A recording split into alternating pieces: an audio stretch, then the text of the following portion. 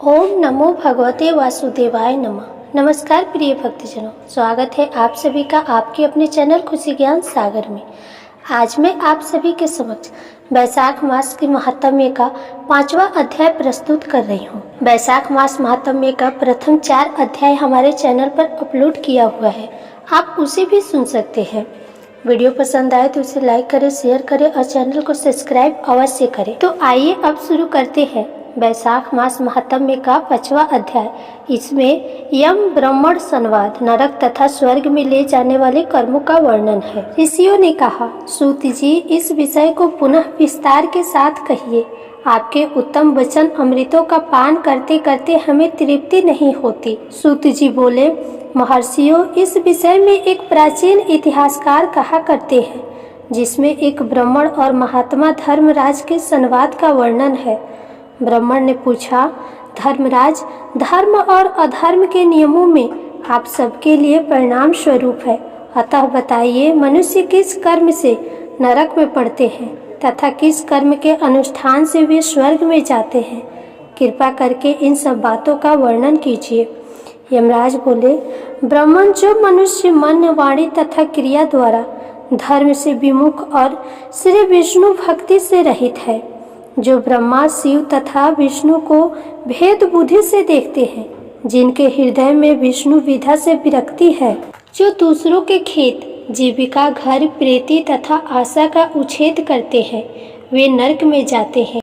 जो मूर्ख जीविका का कष्ट भोगने वाले ब्राह्मणों को भोजन की इच्छाएं से दरवाजे पर आते देख उनकी परीक्षा करने लगता है, उन्हें तुरंत भोजन नहीं देता, उसे नरक का अतिथि समझना चाहिए। जो मूढ़, अनाथ, वैष्णव, दीन, रोगातुर तथा वृद्ध मनुष्यों पर दया नहीं करता तथा जो पहले कोई नियम लेकर पीछे अजितेंद्रियता के कारण उसे छोड़ देता है, वह निश्चय ही नरक का पात्र है। जो सब पापों को हरने वाले दिव्य स्वरूप, व्यापक, विजयी, सनातन, अजन्मा, चतुर्भुज, अच्युत्य विष्णु रूप दिव्य पुरुष श्री नारायण देव का पूजन, ध्यान और स्मरण करते हैं, वे श्री हरि के परम धाम को प्राप्त होते हैं। यह सनातन श्रुति है। भगवान दामोदर के गुणों का कीर्तन ही मंगलमय है, वही धन का उपार्जन है तथा वही इस जीवन का फल है। अमित तेजस्वी देवादिदेव श्री विष्णु के कीर्तन से सब पाप उसी प्रकार नष्ट हो जाते हैं जैसे दिन निकलने पर अंधकार। जो प्रतिदिन श्रद्धा पूर्वक भगवान विष्णु की यशोगाथा का गान करते हैं, सर्वदा स्वाध्याय में लगे रहते हैं, वे मनुष्य सर्वगामी होते हैं। विप्रवर, भगवान वासुदेव के नाम जपने में लगे हुए मनुष्य पहले के पापी रहे हो तो भी भयानक यमदूत उनके पास नहीं भटक पाते। द्विज श्रेष्ठ, हरि कीर्तन को छोड़कर दूसरा कोई ऐसा साधन मैं नहीं देखता जो जीवों के संपूर्ण पापों का नाश करने वाला प्रायश्चित हो। जो मांगने पर प्रसन्न होते हैं, देकर प्रिय वचन बोलते हैं तथा जिन्होंने दान के फल का परित्याग कर दिया है, वे मनुष्य स्वर्ग में जाते हैं। जो दिन में सोना छोड़ देते हैं, सब कुछ सहन करते हैं, पर्व के अवसर पर लोगों को आश्रय देते हैं, अपने से द्वेष रखने वालों के प्रति भी कभी द्वेषवश अहितकारक वचन मुंह से नहीं निकालते, अपितु सबके गुणों का ही बखान करते हैं, वे मनुष्य स्वर्ग में जाते हैं। जो पराई स्त्रियों की ओर से उदासीन होते हैं और सत्व गुण में स्थित होकर मन, वाणी अथवा क्रिया द्वारा कभी उनमें रमण नहीं करते, वे मनुष्य सर्वगामी होते हैं। जिस किसी कुल में उत्पन्न होकर भी जो दयालु, यशस्वी, उपकारी और सदाचारी होते हैं, वे मनुष्य स्वर्ग में जाते हैं। जो व्रत को क्रोध से, लक्ष्मी को डाह से, विधा को मान और अपमान से, आत्मा को प्रमाद से, बुद्धि को लोभ से, मन को काम से तथा धर्म को कुसंग से बचाए रखते हैं, वे मनुष्य स्वर्गगामी होते हैं। विप्रवर, जो शुक्ल और कृष्ण पक्ष में भी एकादशी का विधि पूर्वक उपवास करते हैं, वे मनुष्य स्वर्ग में जाते हैं।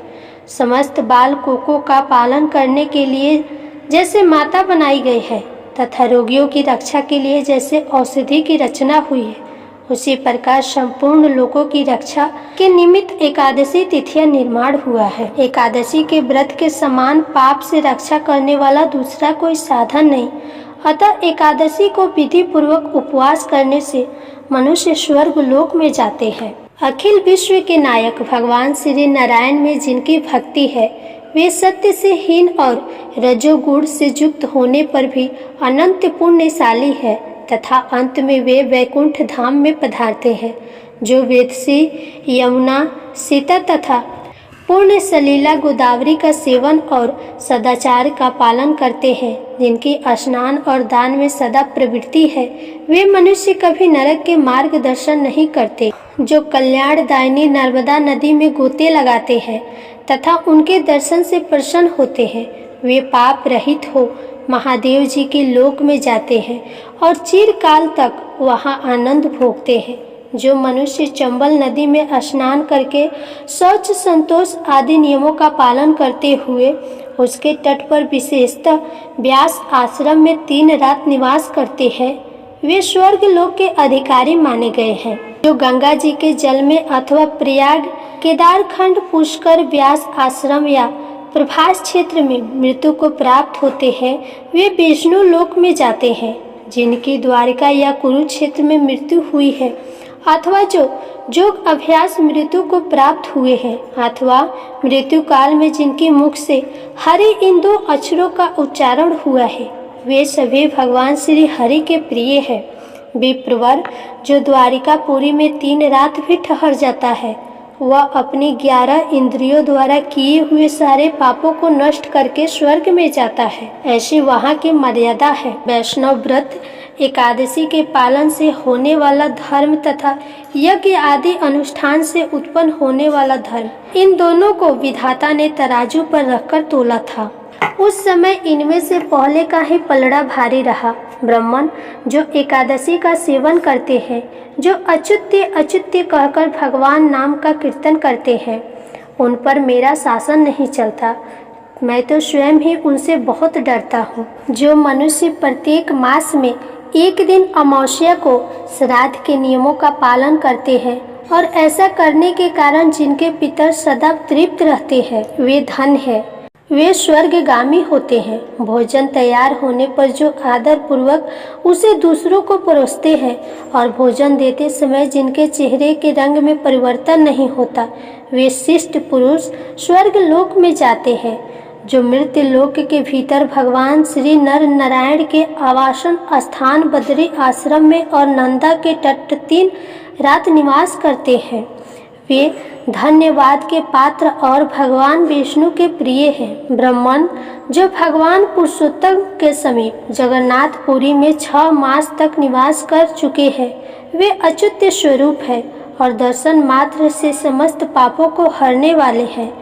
जो अनेक जन्मों में उपार्जित पुण्य प्रभाव से काशीपुरी में जाकर मणिकर्णिका के जल में गोते लगाते और श्री विश्वनाथ जी के चरणों में मस्तक से झुकाते, वे ही इस लोक में आने वाले मेरे वंदनीय होते हैं।